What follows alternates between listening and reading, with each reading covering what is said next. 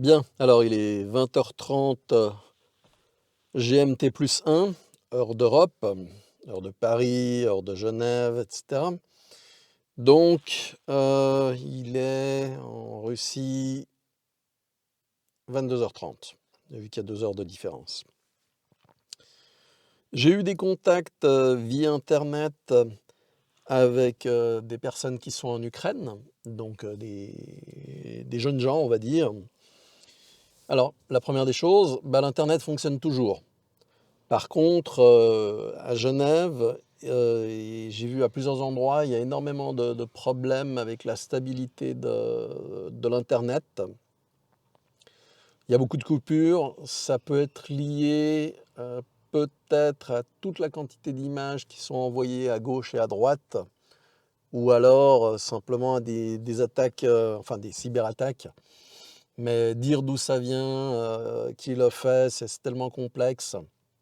En gros, techniquement, pour que vous compreniez, parce que je connais bien le domaine, vous pouvez très bien, voilà, vous avez des programmes qui permettent de prendre le contrôle, de PC à distance. C'est des malwares qui ont été installés et vous pouvez sélectionner dans le programme qui les commande, eh bien, un pays, une région, une ville à partir de laquelle ou à partir desquelles on va lancer des attaques. Et on pourra croire, par exemple, que l'attaque vient, je sais pas, du Liechtenstein et qu'elle est en train de saturer toute la Suisse, alors qu'en fait, c'est télécommandé depuis le Belize. Voilà, c'est un exemple. Donc, pas moyen de savoir d'où ça vient. Donc, par rapport à ces personnes, ce sont des jeunes gens, je dirais, entre 25 et 35 ans. J'ai pu poser plusieurs questions et puis les réponses, ne sont pas vraiment satisfaisantes. En fait, la rhétorique qui tiennent, c'est que, ils aiment leur pays, ils veulent rester, les Russes sont des agresseurs, et cetera. Et j'ai posé la question concernant, les 2 républiques, donc Lugansk et puis, Donetsk, dont les civils ont été bombardés, des soldats torturés, les hôpitaux attaqués, enfin, la réalité. Et il m'a répondu: «Ah oui, mais on ne peut pas savoir parce que les 2 parties disent des choses différentes».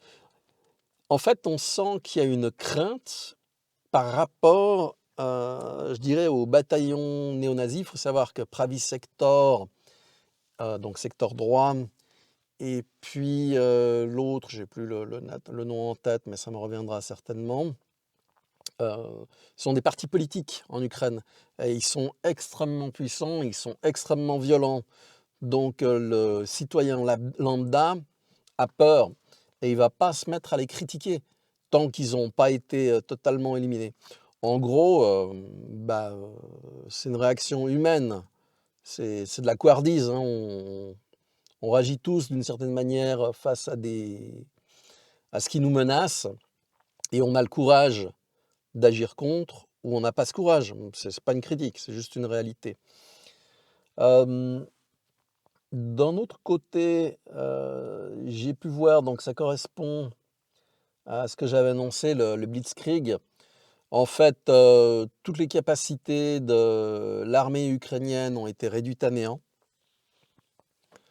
Les gardes frontières, se sont rendus en masse, ils ont laissé passer, l'armée, russe.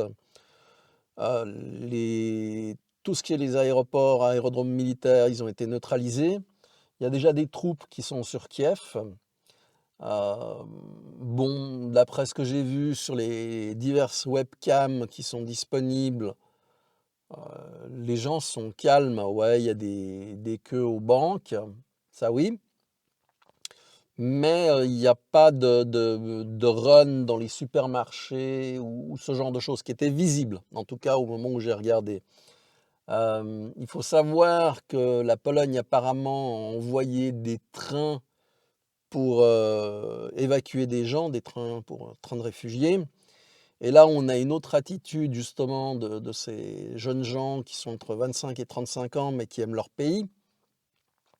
qui consiste à dire, il faut que je me débrouille par tous les moyens à quitter, l'Ukraine et puis à aller en Europe, de l'Ouest. Il faut comprendre que la situation économique en Ukraine est catastrophique. Donc tous les moyens sont bons pour quitter l'Ukraine et avoir une opportunité ailleurs. Donc ça fera un flux de réfugiés assez important qui va venir. Mais ça ne veut pas dire que ce soit de bonnes personnes. Ça, il faut y penser aussi, hein. J'ai écouté longuement le discours du président Poutine, qui dure environ une demi-heure, et il a été extrêmement intéressant, car il décrit tout ce qui s'est produit depuis 39-45, la Grande Guerre patriotique, jusqu'à donc l'intervention russe de ces jours. Et on voit nettement donc la prise de contrôle par les États-Unis d'une rhétorique de désigner les autres pays comme étant des ennemis, comme j'avais parlé de la fiole de pisse utilisée par Colin Powell pour envahir l'Irak. En fait, les États-Unis ont été toujours dans le mensonge. C'est une machine de guerre médiatique qui est en place et qui va saturer les gens d'informations totalement fausses, mais vous répétez un mensonge 1000 fois et il devient une vérité.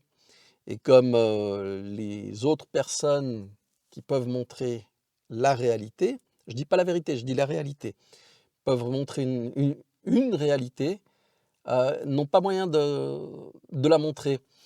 Ça a un petit peu changé avec YouTube, mais si vous allez trop loin dans ce que vous dites ou dans ce que vous montrez, bah, on vous supprime la vidéo pour diverses raisons, ou on vous fait sauter la chaîne. Donc il faut rester prudent dans ce qu'on montre. Là, donc en 24 heures, non même pas 24 heures puisque ça a commencé à 5 heures du matin, on est 20h30, donc ça nous fait, je suis fatigué, ça nous fait 15 heures, environ 15 heures. Ouais, la résistance est tombée, on va dire. Demain, à mon sens, le blitzkrieg sera terminé et ils vont pouvoir mettre en place les choses. Après, je dirais qu'à partir de la semaine prochaine, on va avoir une Ukraine qui sera stable. Il n'y a pas eu de gros dégâts au niveau des infrastructures civiles. Les militaires qui décidaient de rentrer chez eux en déposant les armes avaient la garantie des Russes de pouvoir quitter donc, les zones de combat. Il y en a beaucoup qui l'ont fait, ce qui n'est pas plus mal, hein, ça évite de perdre des gens de valeur pour rien. Et donc, on dirait que ça va dans une bonne direction. On verra demain comment c'est. À mon avis, le jour le plus critique, c'est samedi. Parce que d'ici là, il peut se passer encore pas mal de choses au niveau des décisions politiques de l'organisation terroriste nord-atlantique, OTAN, de l'Amérique, les USA, bien évidemment, et du Gros Europa, donc, où tous les va-t-en-guerre menacent la Russie, enfin, bref. C'est là qu'on voit la toxicité des gouvernants qui sont mis en place dans nos contrées et dont il faudrait vraiment se défaire d'une manière ou d'une autre. Je ne sais pas si on aura la possibilité de le faire, mais ça sera une excellente chose, ça serait beaucoup plus sain. Alors, je vais vous apprendre quelques mots de russe, ça peut être très pratique, parce que des fois que les hordes russes déferlent sur l'Europe de l'Ouest, le Gros Europa. Donc vous verrez, c'est surtout pour les traumatisés post-Covid qui ont peur encore de mourir. Donc ces quelques mots en russe permettront de sauver votre vie.